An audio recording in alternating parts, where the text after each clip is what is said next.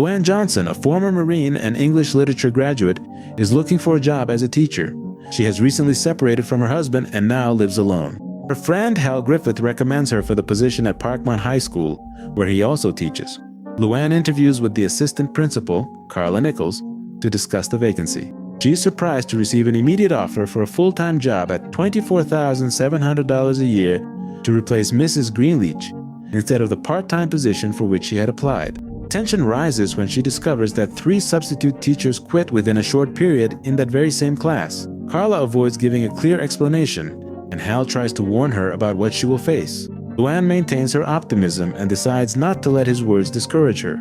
On her first day, Hal walks Luann to the classroom and reminds her that his class is right next door in case she needs help. She enters with confidence, but the students ignore her. The class is noisy, distracted, and shows no interest in learning. To try to take control, Luann asks one of the students what happened to the previous substitute teachers. The boy shouts that they were killed, catching the attention of the whole class. Emilio Ramirez, the group leader, mocks her, and his friends react with enthusiasm, creating a chaotic situation that also disrupts nearby classes. At first, Luann smiles and treats the scene lightly, but as Emilio becomes bolder and the noise worsens, she begins to feel uncomfortable. Finally, she stands up and asks Hal for an explanation, who tells her sincerely that this is the only position available with that group of students.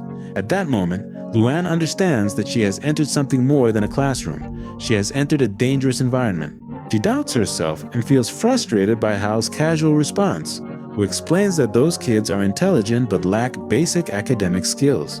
He advises her to find a way to capture their interest. Determined not to give up, Luann returns home and begins researching new strategies, preparing her own approach for the class. The next day, she arrives in an exotic outfit in a Marine style. She wears a leather jacket, jeans, and boots, hoping to project toughness and security. When the students enter, they still ignore her, so to get their attention, she writes on the blackboard that she was a Marine and asks if they know karate. Though it was a risky move, it works. Even though school rules prohibited physical contact, Luann turns the karate exercise into a class activity involving 2 students, Daryl and Raul, who participate with enthusiasm. Impressed, she tells them they have the potential to become karate Marines, but only if they work hard and get good grades. The exercise sparks interest, and then Luann decides to focus on teaching English. She takes the word choose as an example, relating it to life decisions, such as opting to give up or fight. This generates discussion. Callie, one of the most participatory students, explains what that word means to her and shows genuine enthusiasm. Choosing functions like a mental kata. Each well-practiced decision strikes against resignation. If you've been paying attention, this word will be the red thread of the entire story. In the middle of the lesson, Carla enters and informs her that the principal wants to see her. After class, Luann goes to Principal Grandi's office. Carla is already there. She enters without knocking, which irritates Grandi. The principal scolds her for the karate exercise and for her choice of topics in class, insisting that she must follow the approved curriculum, even if it turns out to be boring for the students. Next day, Luann tries another approach. She brings chocolate bars and hands them out as a reward for correct answers. Class participation increases. She also introduces poetry and promises an excursion to an amusement park at the end of the assignment, including roller coasters, hot dogs, and games. When the students ask how much it will cost, she says the school board will pay for it. Emilio doubts her, saying the promise is empty, and the class turns against him, accusing Luann of lying and losing interest in the lesson. When the bell rings, Callie stays behind and advises Luann that, to make the class listen, she first needs Emilio's support. Following his advice, Luann gives him a Bob Dylan poem about a drug dealer and asks what he thinks. Emilio shows little interest and refuses to join in. That night, Luann has dinner with Hal, who admits his ex-husband used to be his best friend. She knows that Hal has put her in a difficult situation with the unruly students, but she also sees a good person in him. He invites her to spend time with his family, but she politely declines, feeling that she is not ready. Next day, she witnesses a fight between Emilio and Raul that almost becomes violent. She intervenes quickly, separating them and telling them that Emilio is bigger and that fighting makes no sense. She warns them that if the school found out, they would be punished, but she promises to keep their secret if they stop fighting. Both agree and separate, But Angela, Emilio's girlfriend, tells Luann that the fight is not over and she is not wrong. School suspends him for 3 days, and Luann witnesses the police taking Raul away. Later, Raul explains that fighting was his way of not appearing weak. Luann regrets her previous comment about Emilio's size, feeling that it pushed him to fight. She also questions why Raul was arrested and Emilio, one of her most problematic students, only received detention. She decides to talk to Emilio about his behavior. He admits that he comes from a problematic family and that fighting gives him a sense of relief, as it is his way of facing life being a vulnerable kid.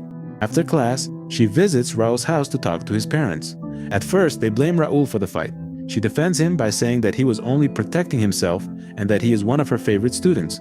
She describes him as intelligent, funny, and articulate. Her words fill his parents with pride and move Raul, who feels that he had never been praised like that. Then she goes to Emilio's house to talk to his parents, although no details of that conversation are revealed. Next day, the students accuse her again of meddling in their business, angry because she punished Raul and Gusmaro. They blame her for disturbing the order and tell her she should stick to teaching. Luann, frustrated, gives them a choice. They can leave or stay. To her surprise, Emilio defends her, saying that he respects her effort to visit the families. Motivated by him, the others remain in the classroom. Then, a discussion begins about life decisions and Emilio participates actively. His enthusiasm encourages the whole class, and the atmosphere improves little by little. Over time, Emilio begins to respect Luann, especially because she shows genuine interest in their lives, visiting their homes and supporting them. Furthermore, she keeps her promise to take the class to an amusement park. The trip is a success, but Principal Grandi criticizes her for organizing something outside of school norms. She explains to him that the students invited her and that she paid for the excursion with her own money. Although the principal does not seem convinced, he fails to stop her. With that momentum, Luann presents the Dylan Thomas Challenge, inviting the students to interpret poems by Dylan Thomas and Bob Dylan about death. The prize is an elegant dinner with her at an expensive restaurant. To their surprise, the students apply themselves eagerly, even researching in the library. The librarians, however, judge their effort harshly. The winners are Raul, Daryl, and Callie, but Callie cannot attend because she must work at a supermarket, so Luann promises to bring her food there. That night, only Raul attends the dinner as the others had to work.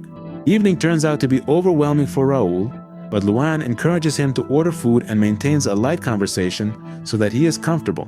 During dinner, Raul confesses that he missed school to pay for a jacket that cost $200 and that this garment made him feel attractive. Luann is surprised by the expense, but he explains that he does not have much nice clothing and that he wanted to feel confident. Moved, she offers to lend him money on the condition that he pays her back upon graduation. Raul is impressed, but finally accepts. Then she visits Callie's house to deliver the food, and there she discovers that she will be transferred because she is pregnant. Luann thinks that Callie has the potential to continue studying, but she insists on dropping out of school to take care of her child. Although she does not manage to convince her entirely, Luann investigates further, and the next day she asks Carla about the transfer, discovering that it is not mandatory, only a preference of Carla.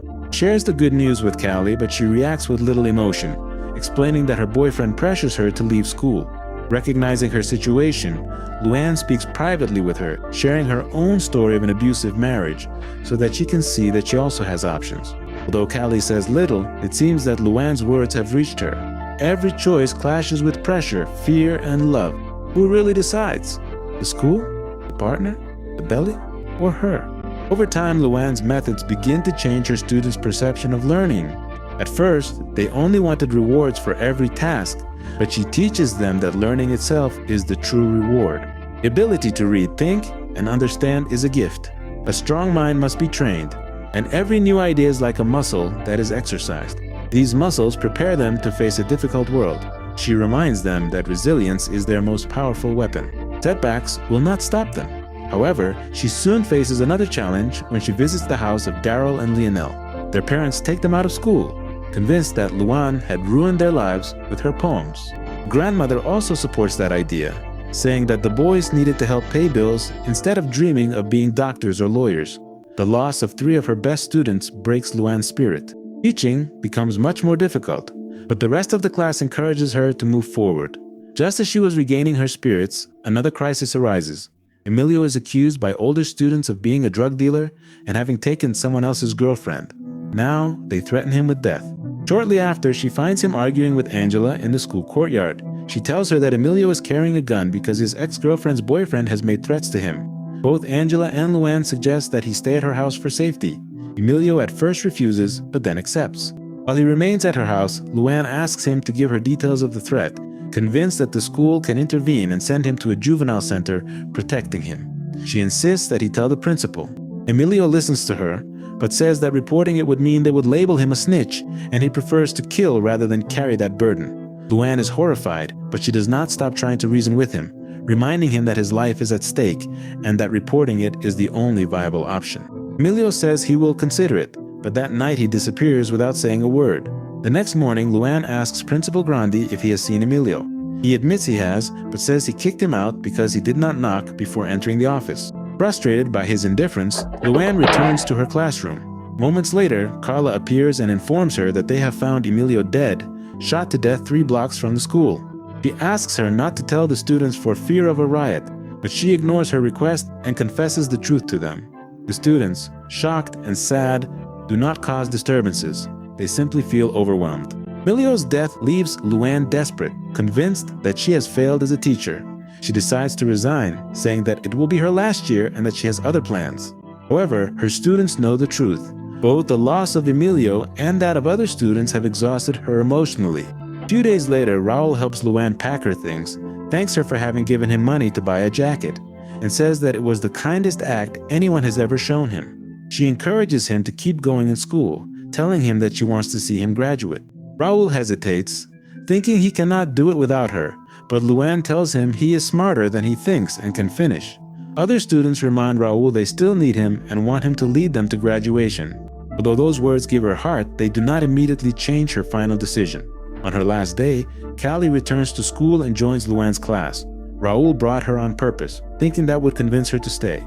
Then, all the students speak in unison, telling her that they do not want her to leave, reminding her of the poems they studied about choice and resilience, pointing out that giving up now would be contradictory to everything she had taught them. Her words reach her. She realizes that her students have cared as much about her as she has about them. They do not want to see her leave without a fight. Moved by their determination, Luann decides to stay, ready to continue teaching and supporting her students. Teaching is not about saving, it is about opening a way out and holding it open. Choosing and resisting is worth more than any rule. The school changes when someone bets on people rather than on paperwork. If you made it this far, why don't you click on this video that I recommend next? I assure you that you will love it.